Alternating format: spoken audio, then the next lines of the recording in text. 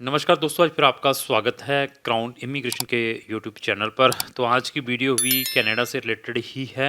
इसके अंदर हम डिस्कस करेंगे कि आईआरसीसी जहाँ कैनेडियन अथॉरिटी जहाँ कैनेडियन एम्बेसी भी बहुत ब्लंडर मिस्टेक करती हैं, जिसमें नंबर ऑफ़ स्टूडेंट्स को भी सफ़र करना पड़ता है। इवन जो क्लाइंट्स होते हैं जिन्होंने टूरिज़्म के लिए या व्हाट्सएवर वीज़ा के लिए जाना होता है, वो भी सफ़र करते हैं। तो इसमें जो हमें जो मिस्टेकें देखने को मिली हैं हमारे क्लाइंट्स की, या जिन्होंने हमें अप्रोच किया, जब उनके साथ ऐसी हैपनिंग हुई हैं, तो फर्दर वो उन्हें हमसे राय मांगी कि फ़र्दर हमें क्या करना चाहिए। तो उनको हमने फ़र्दर सजेशंस भी दिए हैं। अगर आपके साथ भी ऐसी कोई हैपनिंग हुई है जिसमें आपका कोई फ़ॉल्ट नहीं है, लेकिन कैनेडियन अथॉरिटी ने आपका वीज़ा रिफ्यूज़ कर दिया, जहाँ आपके ऊपर बैन लगा दिया है, जहाँ आपको मिस्टेकनली कोई गलत लेटर इशू कर दिया है, तो वो लेटर जहाँ अपना एक्सपीरियंस हमारे साथ ज़रूर शेयर करें। उसमें हम आपकी हेल्प भी कर सकते हैं कि इस चीज़ को आप किस वे से रिमूव कर सकते हैं। क्योंकि जब कैनेडियन अथॉरिटी जहाँ आईआरसीसी किसी के ऊपर ब्लेम लगा देती है, जहाँ गलती से रिफ्यूज़ल दे देती है, तो अपनी जस्टिफिकेशंस के लिए स्टूडेंट को आइदर क्लाइंट को नंबर ऑफ़ डेज़ लग जाते हैं सेटिस्फेक्शन उनको सेटिस्फाई करवाने के लिए, क्योंकि ओवर रश है एम्बेसी के अंदर। तो जब आपका टर्न आएगा, तो तब जब आपकी वो मेल चेक करेंगे, तो तब जाकर वो फर्दर बताएंगे कि फर्दर हुआ क्या है। तो जो मेरे अपने क्लाइंट्स हैं उनके साथ जो हैपनिंग हुई हैं पिछले अपने मैं जो अपना एक्सपीरियंस है पिछले 1 या 1.5 साल का आपके साथ शेयर करूँगा। सबसे पहले जो क्लाइंट था हमारा, हम बच्चे की पीपीआर रिक्वेस्ट आई, वीज़ा अप्रूव्ड हुआ स्टूडेंट का, हमने बच्चे का पासपोर्ट डिस्पैच करवा दिया, कलेक्शन के लिए कुरियर वाले आए, ले गए, और आफ्टर 2 वीक्स के बाद उन्होंने किसी और ही स्टूडेंट का पासपोर्ट डिस्पैच करके भेज दिया उसी एड्रेस के ऊपर। और जब हमारे पास आया तो हमने फिर उनको इन्फॉर्म किया थ्रू वेब फॉर्म कि हमारे पास आपका ये पासपोर्ट आ गया है गलती से। तो उन्होंने उस पासपोर्ट को दोबारा डिस्पैच करवाया हमसे, लेकिन उसमें भी 2 महीने का टाइम लगा है। तो आप ये देखिए, उनका फ़ॉल्ट था, पासपोर्ट किसी और ही क्लाइंट का किसी और को ही भेज दिया। दूसरा हमारे पास जो उनकी मिस्टेक हुई है, हमने अपने क्लाइंट के टूरिस्ट वीज़ा अप्लाई किए थे कंप्लीट फैमिली के 4 या 5 लोगों के। तो जब 4 और 5 नहीं 6 लोग थे फैमिली के अंदर उनके, तो 6 लोगों के जब हमने वीज़ा उनके अप्लाई किए, अप्लाई करने के बाद उन्होंने इसके पोर्टल के ऊपर कोई एडिशनल डॉक्यूमेंट मांगे। तो जब मैंने वो एडिशनल डॉक्यूमेंट का जो डॉक्यूमेंट डाउनलोड किया, उसको पढ़ा, तो उसके अंदर उन्होंने जो डॉक्यूमेंट अपलोड किया है वो किसी गलत ही चीज़ का उन्होंने अपलोड कर दिया कि हमें आपने स्टूडेंट वीज़ा अप्लाई किया हुआ है, हमें आपके अनदर एडिशनल डॉक्यूमेंट चाहिए। तो किया था टूरिस्ट वीज़ा था, तो उसको भी फिर हमने बड़ी मुश्किल से रेक्टिफिकेशंस के लिए उनको अप्रोच की, और इस रेक्टिफिकेशन को दूर करने के लिए भी 2 से 3 महीने लगे हैं। तो अभी ये देखिए, तो ये क्या ब्लंडर मिस्टेक उन्होंने की थी। इसी तरीके से एक ब्लंडर मिस्टेक हमारे क्लाइंट से भी हुई थी।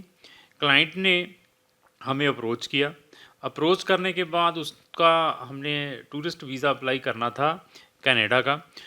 जब मैंने, क्योंकि वो प्रीवियसली ट्रैवल थे कनाडा में, तो मैंने उनसे पूछा कि क्या आपके बायोमेट्रिक प्रीवियसली हुए हैं? तो उन्होंने कहा कि हमारे बायोमेट्रिक हुए हैं। तो हमने उसके ऊपर टिक कर दिया था। लेकिन क्लाइंट के प्रीवियसली बायोमेट्रिक नहीं थे, उन्होंने बायोमेट्रिक करवाए नहीं थे, उस टाइम बायोमेट्रिक होते नहीं थे, आई थिंक 2018 से पहले की बात है, उस टाइम वो ट्रैवल करके आए थे।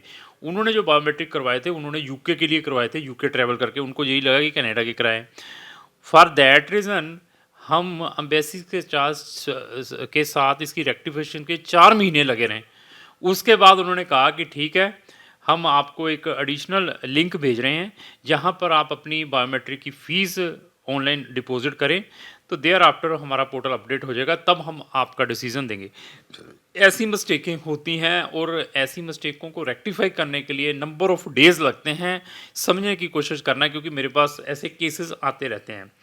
और भी बहुत ही इंटरेस्टिंग केस है, बच्चे ने वीज़ा अप्लाई किया, और कोई भी फेक डॉक्यूमेंट नहीं लगाया हुआ था साथ में, और बच्चे का वीज़ा रिफ्यूज़ कर दिया गया इस रीज़न से कि आपने जो वीज़ा लेने की कोशिश की है इस डिग्री को फेक लगाकर, और उसका वीज़ा भी रिफ्यूज़ किया गया, और साथ में उसके ऊपर 5 साल का बैन भी लगाया गया।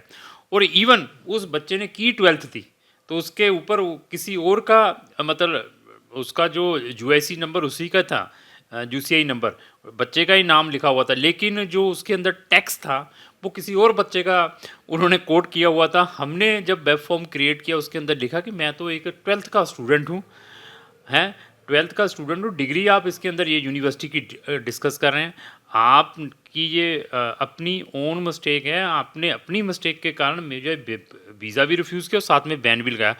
उस चीज़ को रेक्टिफाई करने के लिए भी 3 महीने लगे हैं, और बच्चे की सिचुएशन और कंसल्टेंट की सिचुएशन आप समझ सकते हैं। इसी तरीके से बहुत ही इंटरेस्टिंग केसेस आते हैं हमारे पास। प्रीवियसली रिफ्यूज़ था, हाँ, बच्चे ने एक क्लाइंट ने हमसे वीज़ा अप्लाई करवाया, टूरिस्ट वीज़ा, तो उसका वीज़ा रिफ्यूज़ होकर साथ में ये बैन लग कर आ गया कि आपने प्रीवियसली भी वीज़ा अप्लाई किया था लेकिन अपनी एप्लीकेशन के अंदर डिस्क्लोज़ नहीं किया है, दैट रीज़न हम आपका वीज़ा रिफ्यूज़ करें, साथ में बैन। और उसको सेटिस्फेक्शन के लिए भी हमारे 4 से 5 महीने लगे हैं, क्योंकि उसने आज तक कभी ट्रैवल ही नहीं था किसी कंट्री, ना ही किसी कंट्री में डाला था। तो ऐसी चीज़ें भी आईआरसीसी वाले और एम्बेसीज वाले करते हैं। उनकी भी मैं सिचुएशन समझ सकता हूँ। सिचुएशन का कारण क्या है कि नंबर ऑफ़ एप्लीकेशंस हैं और ह्यूमन बीइंग हैं, मिस्टेक सबसे होती है, हमसे भी होती है और एम्बेसी से भी होती है। अगर तो एम्बेसी से मिस्टेक हो जाए फिर तो कोई बात नहीं, लेकिन अगर एजेंट से हो जाए मिस्टेक तो एम्बेसीज वाले एक्सक्यूज़ नहीं करते हैं। बट हमारे पास ऐसी ग्राउंड्स होती हैं, ऐसी ग्राउंड्स को हम कोट करके भेजते हैं। जब एम्बेसी से जब हमसे कोई गलती से मिस्टेक हो जाए और हमारा वीज़ा रिफ्यूज़ कर दिया जाए और साथ में बैन लगा दिया जाए, जब एम्बेसी ऐसी ब्लंडर करती है तो उसके अंदर हम ये चीज़ें कोट करते हैं कि आपने आपने हमारा वीज़ा तो रिफ्यूज़ कर दिया, ना मेरा कोई फ़ॉल्ट था ना कुछ था, सीधा बैन लगा दिया। आपने ये मिस्टेकें की हैं प्रीवियसली, तो आपकी एम्बेसी बंद करवा दी जाए? क्या जिस डीलिंग हैंड ने या वीज़ा ऑफ़िसर ने जो मिस्टेकें की हैं उसको एम्बेसी से सस्पेंड कर दिया जाए? ऐसी चीज़ें जब हम कोट करते हैं, साथ में एग्ज़ाम्पल्स देते हैं उनको, जब हमने किसी की रिप्रेजेंटेशन बनानी होती है जिसके साथ इनजस्टिस होता है। तो ऐसे है कि वी आर वेरी टेक्निकल। अगर आप लोगों के साथ भी ऐसी कोई हैपनिंग हुई है, मतलब रॉन्गली आपका वीज़ा रिफ्यूज़्ड हो गया है, आप एक जेन्युइन एक स्टूडेंट हैं, चाहे आप एक टूरिस्ट हैं और आपके ऊपर बैन लग चुका है, तो आप क्राउन इमिग्रेशन से मिले, हम आपके सॉल्यूशन बता सकते हैं, आप फर्दर क्या कर सकते हैं। बट इसके लिए आपको टाइम लगेगा ज़रूर, क्योंकि टाइम 3 महीने भी लग सकता है, 5 महीने, क्योंकि एम्बेसीज़ के अंदर रश बहुत है।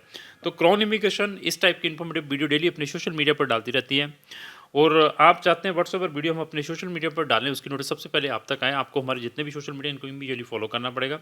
लास्ट ही मेरी यही रिक्वेस्ट है कि अगर आपको जो मेरी वीडियो अच्छी लगी उसको लाइक एंड शेयर करना ना भूलें। Thank you.